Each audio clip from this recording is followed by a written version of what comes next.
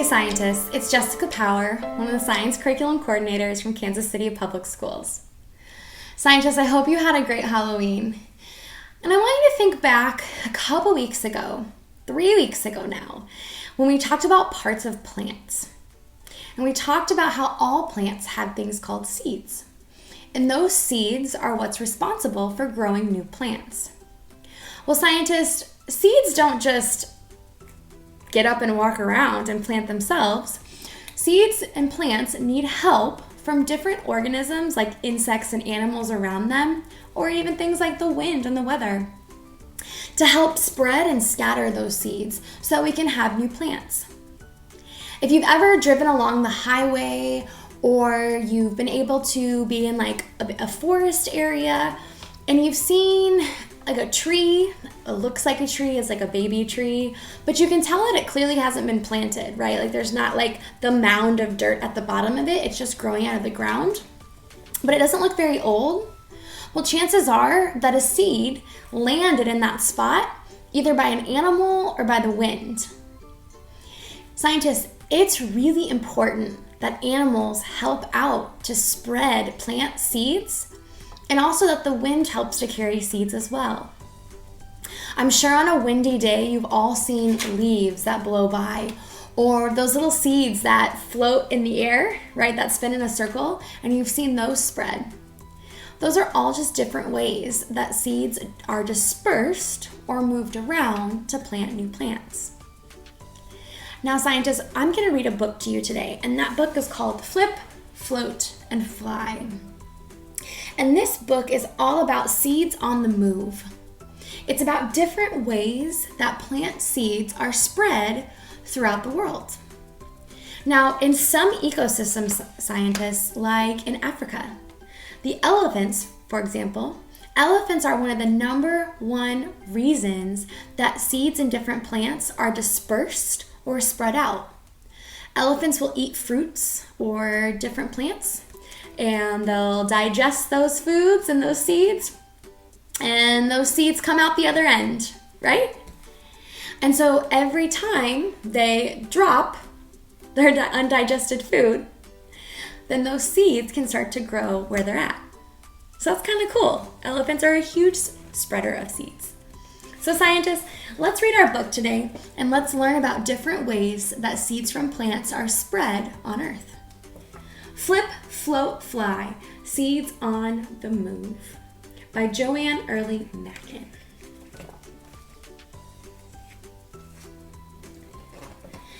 Take a breath and blow on a fuzzy dandelion. Whee! One puff sends seeds soaring like small soft feathers. They parachute into the sky. Have you ever done that to a dandelion and you see all those seeds go? Usually somebody's like, don't do that. Maple seeds whirl and twirl in a breeze. Flip, flutter, float. The wind lifts them up and off the tree. Away they fly like shiny green helicopters, spinning and spinning. Now scientists, you may notice that these seeds look kind of like birds or kind of like a helicopter. They have these parts to them that allow them to move through the air as they come off the tree. Tumbleweed plants grow as round as globes. In autumn, their stems snap off. On a flat, open prairie, they roll, roll, roll, sprinkling their seeds as they tumble. So you can see the little brown dots are seeds, and those seeds are just left in different places.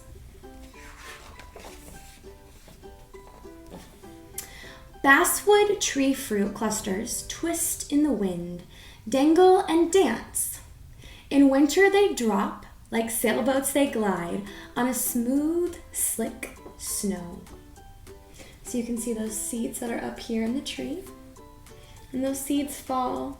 There's some deer down here, so those deer may be helping spread those seeds just like the wind. Locust tree pods look like long brown smiles. They dry, split open, and curl apart. Carrying seeds, each side scoots along, sliding on slippery ice. Skitter and skate. Seeds bump off along the way. So for a locust tree, you see that these pods slit open, and then out tumble the seeds.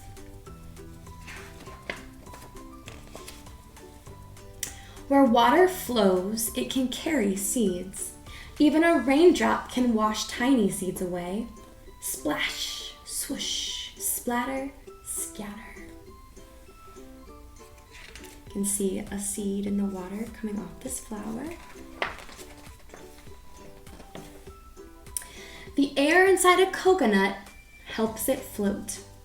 Bounce, plop. It drops into the ocean and drifts away on the waves. So you can see the coconut. You can see inside, see that coconut seed.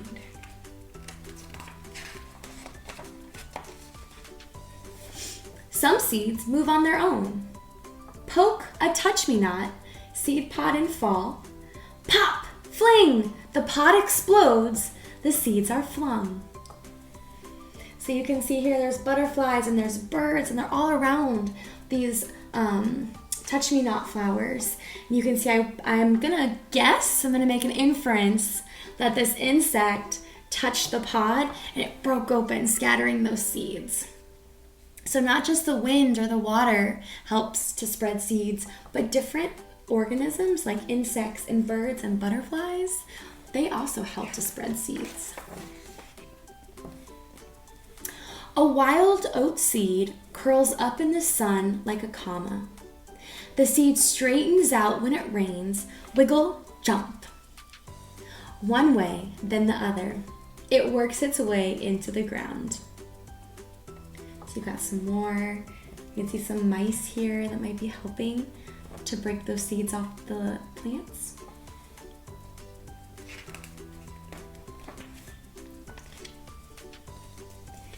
Animals move seeds around too. A bat finds a feast in a fig tree and wings away with the seeds inside. The seeds pass through its body unharmed and fall to the ground in its droppings. So you can see here's what a fig looks like on the outside, and then on the inside of that fig you'll see all sorts of seeds. So as the bats fly, you can see they're dropping the seeds. A squirrel scurries to gather up acorns and bury them to eat later. But does it use all the food it collects? No! Lost acorns can grow into strong, shady oak trees.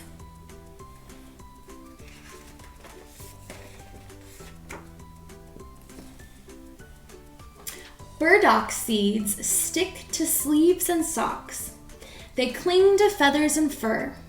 We carry them as we hike through the wilds and drop them off in new places. Now, scientists, you may have heard these called as stickers before, but they're little seeds that cling onto fabric, or they cling onto an animal's fur. You can see the bird's got one on its wing. And then as those animals move through where they live in their ecosystem, those seeds start to fall off and a new plant can grow.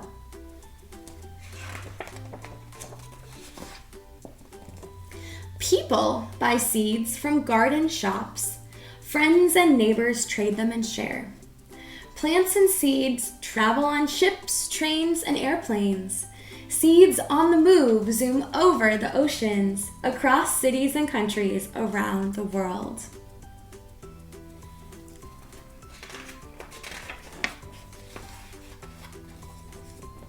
People plant seeds in gardens and flower pots. They tend the seedlings and watch them grow. Sprouts, shoots, leaves, and roots. Flowers bloom and new seeds form, beginning the cycle again. And scientists, here's just a little picture of some different plants. We have a seed pod. It shows that a fruit that holds many seeds, which are dispersed, and then the seed pod dries and splits open. Here's a picture of a seed. Then we have fruit. So fruit is a part of the plant that holds the seeds. So anytime you eat a fruit or vegetable, you'll notice that there's seeds inside. And those seeds are what we use to grow new plants.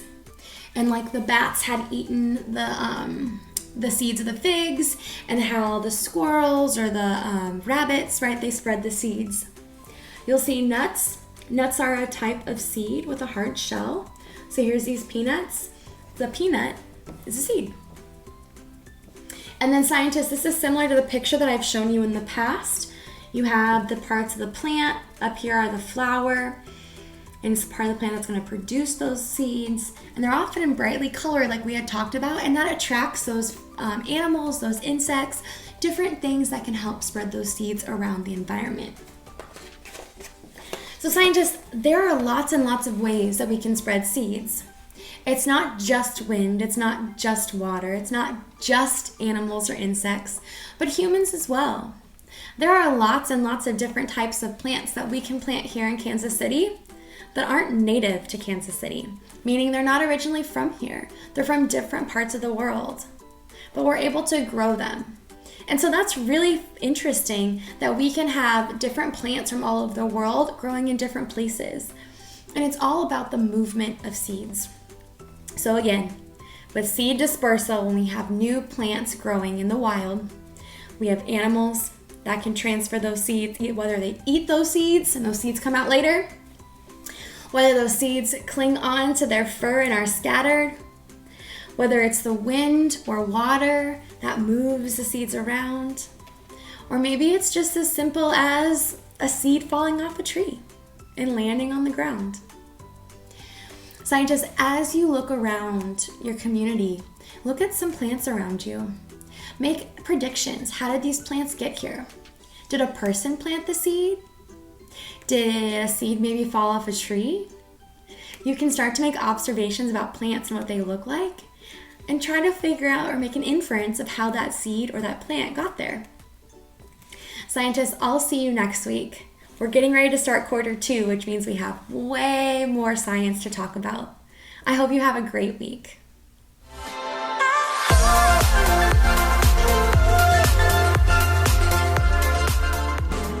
Kindergarten is great at Kansas City Public Schools. I know they have really good teachers. I know this is a great school. They teach them stuff that I thought my kids would never be able to know at the age of 5. Since deciding to send our kiddos to a neighborhood school, we've become even more of a part of our community. Now is the time to enroll your future kindergartner for the new school year. Visit enrollkc.org today.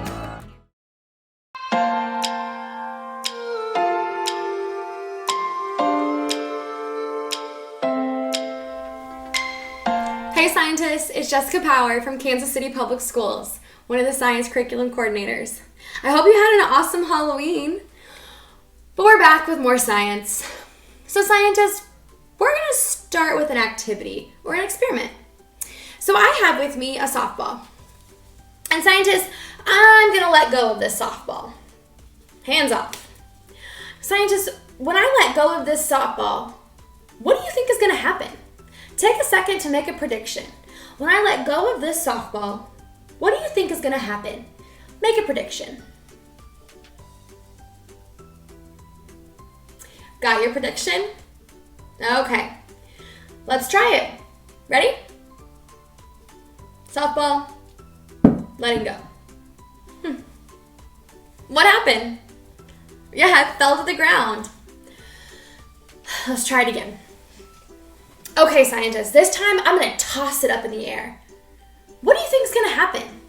When I toss this ball up in the air, what do you think is going to happen? And no, I'm not catching it. I'm going to toss it up in the air and stand back. What do you think is going to happen to this softball when I toss it? Make a prediction. Got your prediction? Let's see.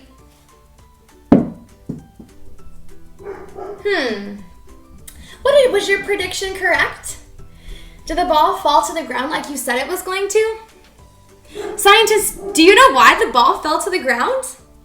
When I dropped it, it fell to the ground. And even when I threw it up in the air, when I had it going in a different direction, it still fell to the ground. Do you know why? Well, today, scientists, we're going to talk about why. And that why is gravity. Gravity is a force between two objects. So, if I get the softball again, in our experiment here, it was the force between the softball and the earth. Yeah, like the whole earth, not just where I'm standing. It's a force that pulls objects to the center of the earth. Now, standing below me is the ground, right? But if we got rid of the ground, this ball would keep dropping to the center of the earth. Now, when I say center, I realize that can be a little misconstruing, meaning it can be confusing. On this picture, you'll see that there are 4 stick people. And those 4 stick people have each dropped a red ball. And you'll see that red ball is falling towards the earth. Now, scientists, when it hits the ground, it's going to stop. But when I say that things are pulled towards the center of the earth, they're not pulled to the middle of the ocean. That's not the center of the earth we're talking about. We're talking about the core, the very, very middle. So if I cut open this softball, there'd be different layers in it. And if I cut it open, the very, very center would be a core. It's a cork. And the earth is very similar. So here's a poster of the earth. The earth is a sphere, as we know, so it's round. So here's the earth. And in this picture, the earth has been cut away from the different layers. So we live on this layer called the crust. And that's the dirt, that's the mountains, the things that we see that we think of as the ground. Now below the crust, we have this area called the mantle. Okay? And inside of the mantle, you'll see that there's an inner mantle and an outer mantle. And it's made up of different materials. Now, as we work our way to the center, we call this the core of the earth. Now, the core of the earth is really, really hot, and it's made of different metals at liquid temperature. But we're not worried about that today. We're focused on gravity. What I want to get to at this point, scientists, is that when I say that things are pulled to the center of the earth, I mean they're pulled to the core. They're pulled to the very, very middle of the sphere. That's why when you drop something here in Kansas City, it falls down to the ground. If we were to take a plane flight and go to Brazil in South America, and I drop something, it's going to fall down to the ground. Even though we're up here in Kansas City and Brazil is down here. If we travel to West Africa, we may be over here, but if I drop something, it's still gonna fall down to the ground. The whole idea is that gravity is the force that pulls objects to the center of the earth. It's why you and it's why me stay on the ground as we walk. Now, in 1969, we had a team of astronauts that went to the moon, and they landed on the moon. And there's a very famous quote that says, "There's one small step for man, one giant leap for mankind." Meaning that we had gotten to a new place. We had gone to the moon. We had gone somewhere that other people hadn't been yet. And that was a really big deal. But what's interesting about landing on the moon is that on the moon, you feel a whole lot different than you do here on Earth. If you ever get a chance to watch the video from the real astronauts in 1969 that landed on the moon, you actually see them kind of like floating. So they kind of are like walking, hopping like this. And it's not because this is how they walk. It's because that's the only way they could. Scientists, the gravitational pull, or the force of gravity on the moon, is not near as strong as it is here on Earth. So when you see those astronauts kind of floating, That's because the gravity is a lot less. The moon's gravity is not pulling the astronauts to stay on the ground like we are here on Earth. Now, something else is really interesting. And you can actually search this video on YouTube, or you can search it just using Google. But you can actually Google or search for an experiment that was done on the moon. Now, in 1969, the astronauts took a feather and a hammer up to the moon. Now, this is important because if I drop a hammer and a feather here on Earth, which one's gonna hit the ground first? Yeah, probably the hammer, because it's heavier. But actually, if I took out all the air, got rid of all this air, you can feel the air, right? If you fan yourself off. The air is actually what's causing the feather to float. If we got rid of the air, the feather and the hammer would fall at the exact same time. Exact same time. How crazy is that? Because the force of gravity is the same no matter what object is falling. No matter a feather or a piece of paper or a rock or a bowling ball. The force of gravity is the same anytime it pulls something to the center of the Earth. Let's go back to the astronauts.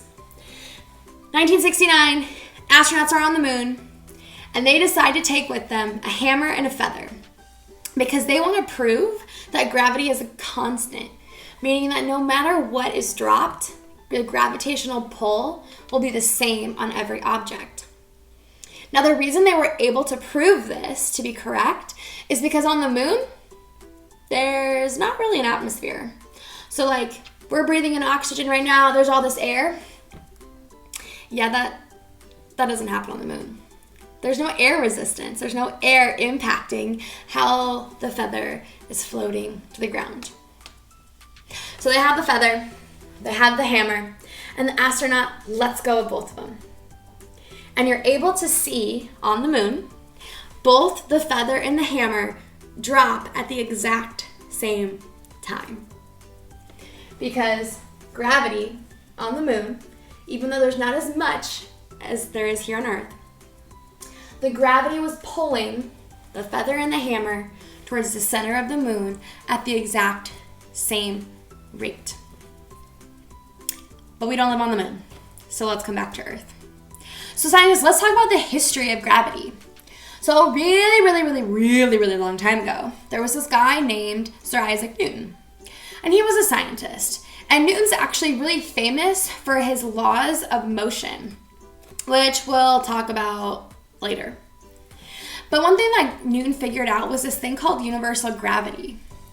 And he figured out that items fall, or objects fall, to the center of the Earth. So we can thank Newton and the scientists that came before him for these laws that we understand today. So I have a book with me, and it's called Science Ideas in 30 Seconds. And I just wanted to give you, there's a section about gravity, and I just wanted to give you a really quick snippet or piece of information about Isaac Newton. So here we go. Gravity in 30 seconds. The ancient Greeks were certain that the Earth and the rest of the universe were made of different things and obeyed different laws. Right, so everything's different. But in the 16th century, that's the 1500s, a long time ago, scientists such as Galileo questioned this idea. And the view emerged that the same laws work all over the universe, which is why gravity here on Earth, the pull to the center of the Earth, is the same concept as the idea of gravity pulling the hammer and the feather towards the center of the moon. Now, Isaac Newton decided that the same law made apples fall to the ground, kept the moon close to the Earth, the law of gravity. Gravity attracts objects in space towards each other and pulls objects on the Earth towards the center of the planet so that things fall to the ground when they are dropped. Newton even worked out a mathematical version of his discovery and used it to predict the motion of the moon, comets, and planets. Today it is used to steer spacecrafts through our solar system and beyond. So scientists, because of a discovery in the 16th century or 1500s, we're still using that understanding today as we navigate space.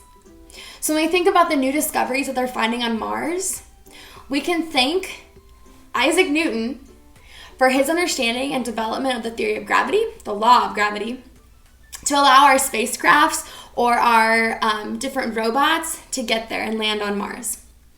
So scientists, to recap, gravity is a force between two objects. So when I had my softball and I dropped it, it was the force or the attraction between the softball and the earth. Now, gravity can be as simple as keeping you and I on the ground, or it can be as complex as keeping the earth in its revolution, keeping Mars in its revolution, keeping Jupiter in its revolution, and holding everything in place where it needs to be. Gravity is at the center of everything. So scientists, keep a lookout. When you ever hear someone yell, "Heads up!"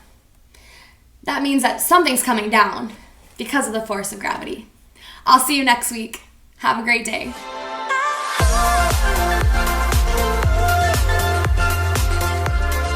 I chose manual because it's challenging and fun, and it can help me with college. I chose manual because I wanted to get a jump start in my career with culinary arts. I chose manual to acquire skills I'd use in real life.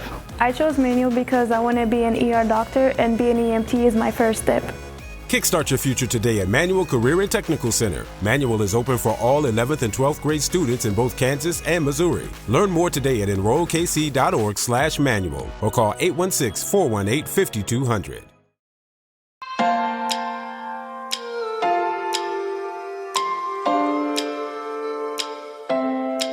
Hello and welcome to KCPS Homeroom.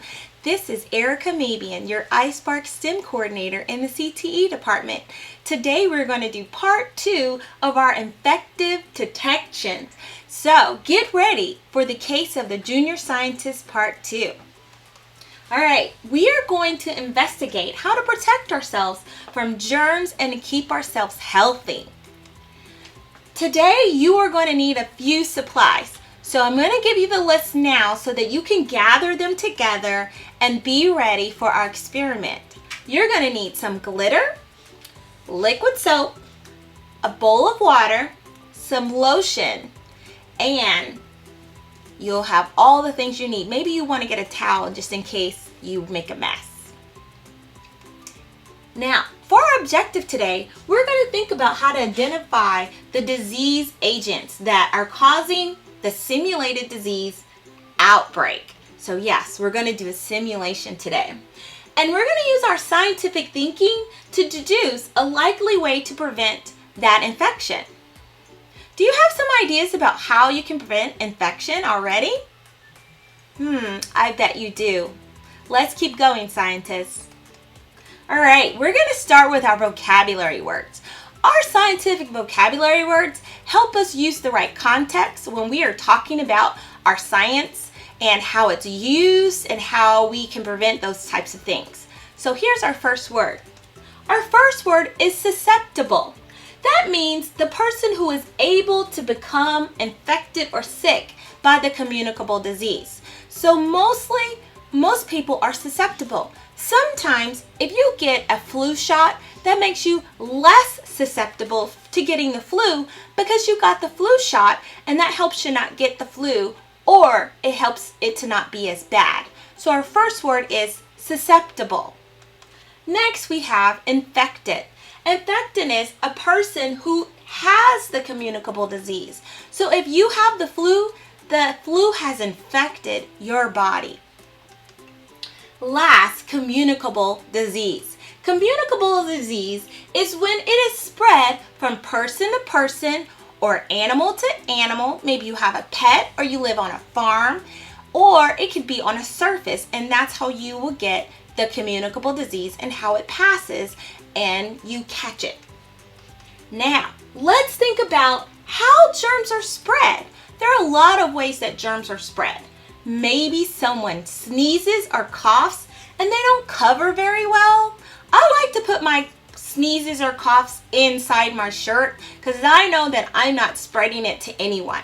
Sometimes when we use our elbow and when we use our hands, those germs are really tricky and they spread out through there because we're not getting a good solid cover.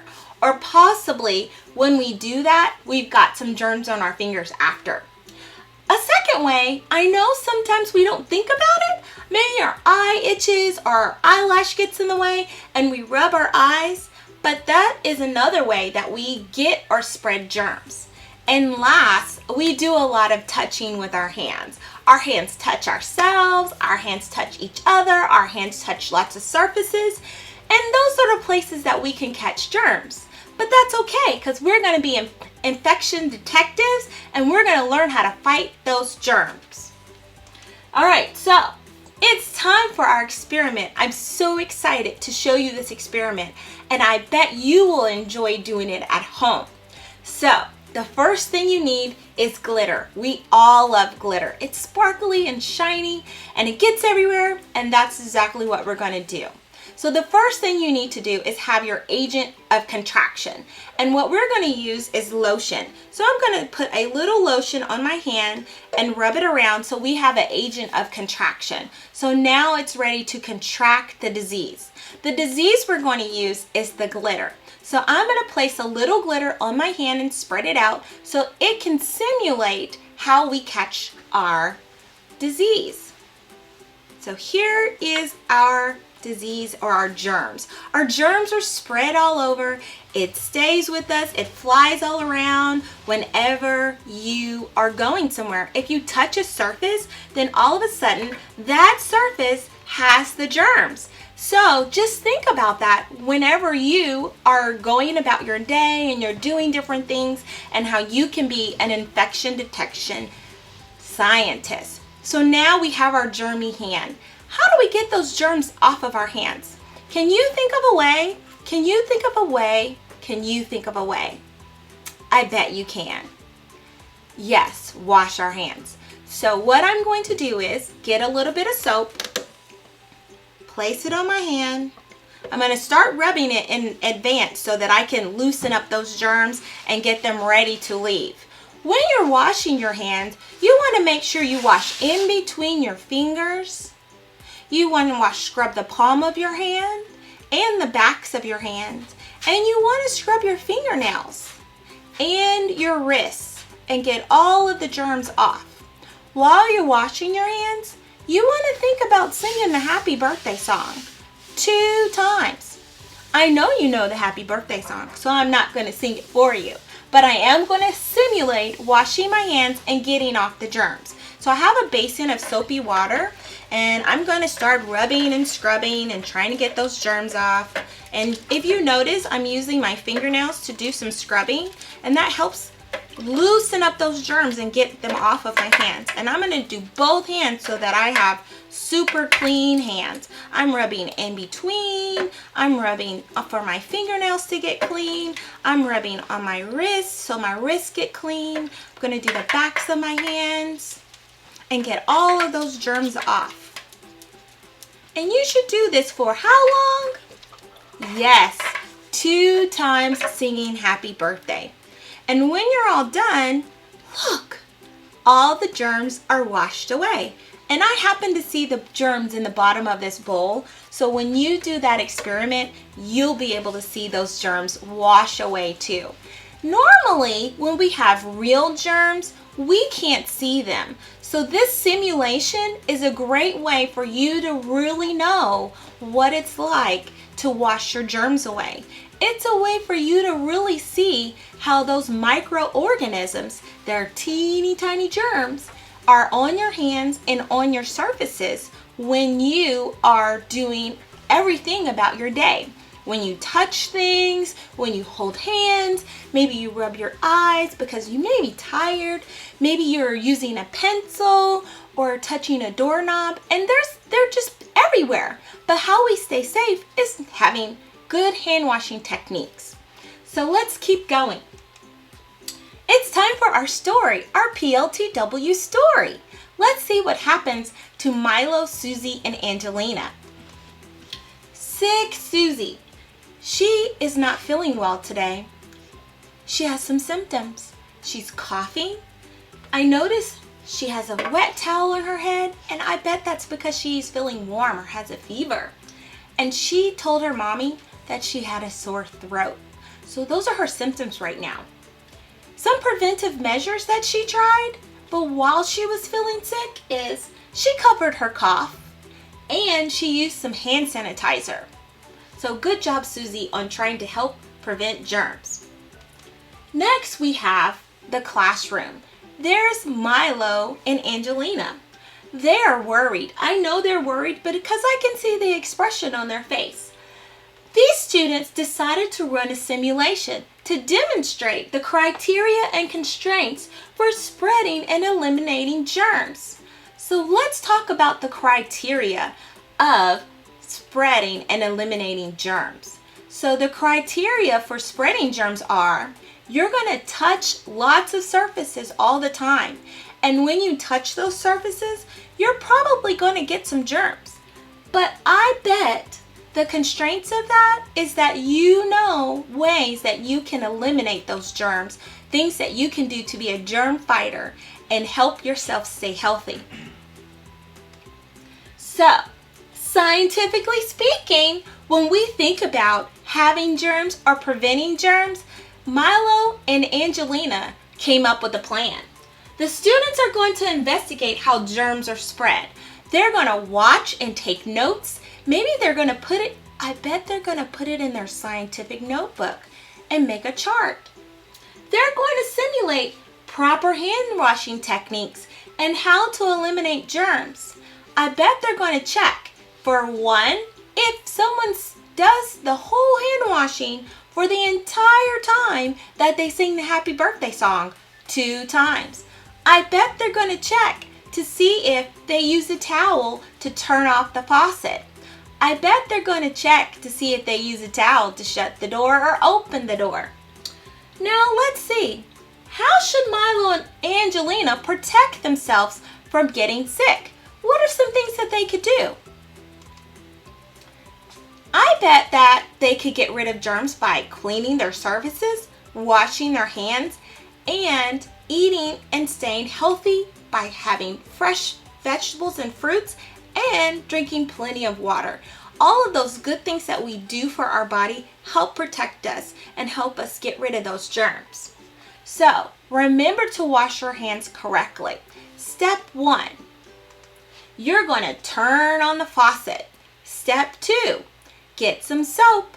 Rub the soap on the palms of your hands, on the backs of your hands. Make sure you clean your wrist, in between your fingers, and your fingernails.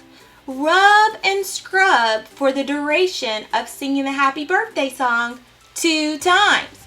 I bet that at that point you're ready to rinse. Rinse off all the soap, then get a towel and turn off the faucet with that towel. Dry your hands nice and well and use that towel to use it for the door if you need to open it. Then you may throw that towel in the trash. At that point, you have gotten rid of all the germs from your hands and you are ready to be a scientific infection detection scientist. All right, so let's review all the things you learned today.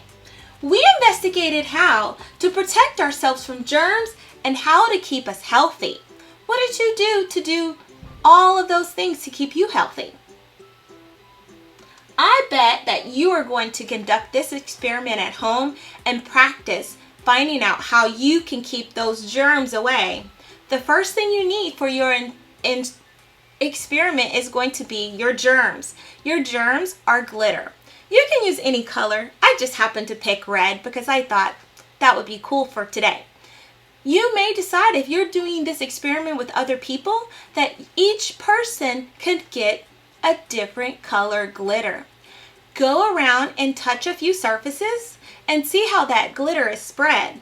It will simulate the spreading of germs. You will also notice that when you have that glitter, it is just like those microorganisms or those small particles of germs. Some are large and some are so tiny that you cannot see with your own perfect eyes.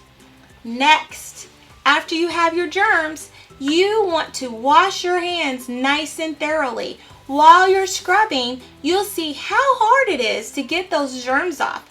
Remember to scrub and rub all of those good places, our wrist, in between our fingers, the palms of our hands, the backs, and our fingernails. Those are all good places that germs like to hide. And as scientists, we know that we can get rid of them by using a good amount of soap and water. And finally, make sure you're washing for that whole time of singing the happy birthday song 2 times. Use that paper towel to turn off the faucet and open the door, and you will be in a very good germ fighter. That has been our episode of Infection Detection Super Scientists. Thank you for being with us today. My name is Erica Mabian.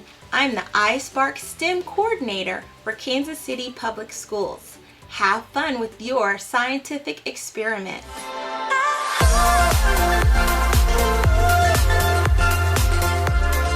The desire to create lives within each of us. From Grammy-winning producers and musicians, to NBA stars, to Navy admirals and Medal of Honor recipients, to internationally renowned artists and beloved local muralists, Paseo graduates have been creating their own success, their own history, their own legacy since 1926. Now it's your time. Create your future at Paseo Academy of Fine and Performing Arts. Learn more at enrollkc.org/Paseo.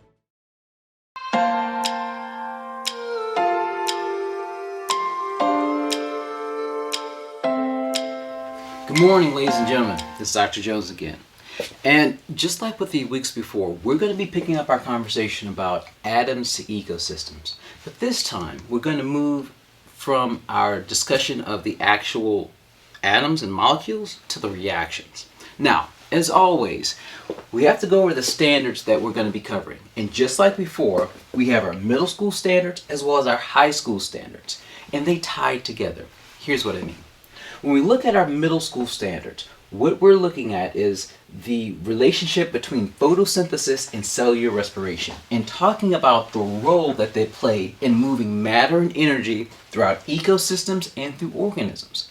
When we look at high school, however, we get more detail, more in depth into the actual process. So for high school, we're looking at how photosynthesis transforms light energy into chemical energy, and how cellular respiration will reprocess, reorganize molecules in such a way that you're able to break them down and create energy from this new compound that we're going to form called ATP. Okay? So first, let's start with photosynthesis. What is photosynthesis? Well, if you break it down, first of all, photo means light. When we look at synthesis, here's what we're talking about. We're looking at either recombining or the combination of parts of elements to form a whole. So in photosynthesis, what we're doing is using light energy to make a molecule from individual atoms. All right? Or we're using light energy to take atoms, rearrange them to make new compounds. So in this case, we're using, like I said, light energy to give us carbohydrates, which are sugars. So that's really what photosynthesis is. All right?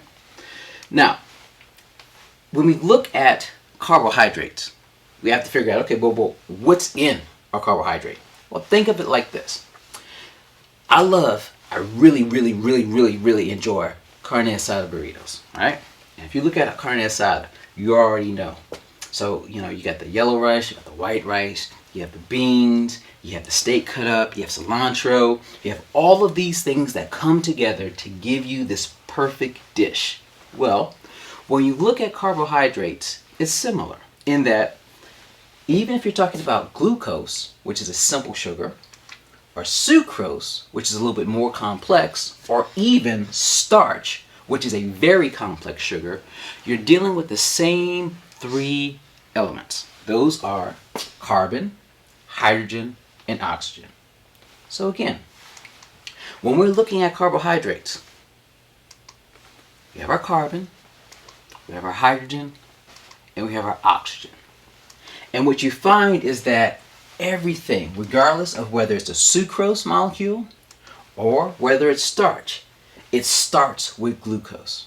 So this is one reason why when we're talking about the equation that gives us, or the equation of photosynthesis, we're looking at how glucose is formed, okay?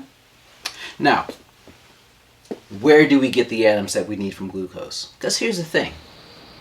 If you recall, there's a law, conservation of mass. Here's what that law states. Matter cannot be created nor destroyed. You can just transfer it from one form to another, okay? Grandpa used to say, you know, you gotta have money to make money. Same kind of thing. You're not gonna make atoms out of thin air, and you're not gonna take atoms and just destroy them where they no longer exist. So when we look at this process of photosynthesis, the process of making glucose, we have to get those carbon, hydrogen, and oxygen atoms from somewhere. Where do we get them from? Well, if you're looking at this, we get our carbon and some of our oxygen from carbon dioxide. We get our hydrogen and even more oxygen from water.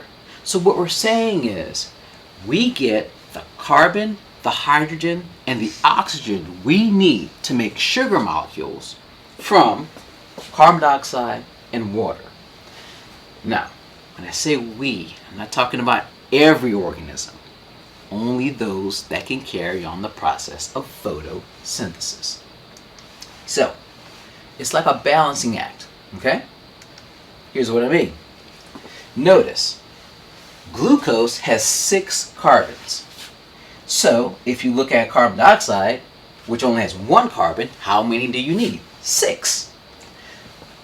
Glucose has 12 hydrogens. If you look at water that has 2 hydrogens, how many do you need? 6. That's the balancing act here. You got it? It's just like math. 2 plus 4 equals 6. On both sides of that equal sign, you have the same quantity, although it's arranged in different numbers. Okay? Now, let's talk about the equation versus the actual process. Here's what I mean. So, for a lot of you, you remember this equation. And I'm talking about all the way down like, elementary school. Photosynthesis, carbon dioxide plus water plus light gives you glucose and oxygen. Yeah, that's great. But I'm going to tell you right now, for those of you who are in an accelerated class, and especially those of you who are taking bio, you see this. And you're like, wait a minute. How do these two relate? Well, here's how. This is the equation for photosynthesis. But that is the actual photosynthetic process. There's a difference, okay? Remember, carne asada, right? So that's the final product. But to make this, first of all, you gotta have like 3 hours of active time. That means like you're actively cooking. Which means if it takes 5 total, you have 2 hours of just prep. Yes. Then let's talk about the ingredients. Well, this is what you need just to get the meat right. This is what you need just to get the beans right. These are the ingredients you need just to get the rice right. And we're not even talking about the cilantro, the tomatoes, the tortilla, the guac, the sour cream. I mean, you follow what I'm saying? So sometimes we teach you the equation to whet your appetite. But we got to teach you the process for you to make the meal. Okay? So, in looking at photosynthesis, as I said, here's our equation, which everybody knows. But I'm going to tell you, if you're in high school, you need to learn the process. So, let's talk a little bit about terminology. Because here's where a lot of people get thrown off with photosynthesis. We throw out a lot of terms that actually mean the same thing, you just don't know it. For example, we have this thing called light-dependent reactions. And then we have this other thing called light-independent reactions. Okay? Think of light-dependent reactions as the photosynthetic reactions that need light. Light-dependent. Think of the ones that are independent as the photosynthetic reactions that can be done in the dark. So you have a light reaction and a dark reaction. Now, some of you guys know these terms, but others are like, wait a minute, somebody told me about a photosystem. Let me show you where that rolls into play. So when you look at your light reaction, it's actually broken up into two smaller reactions, photosystem 1 and photosystem 2.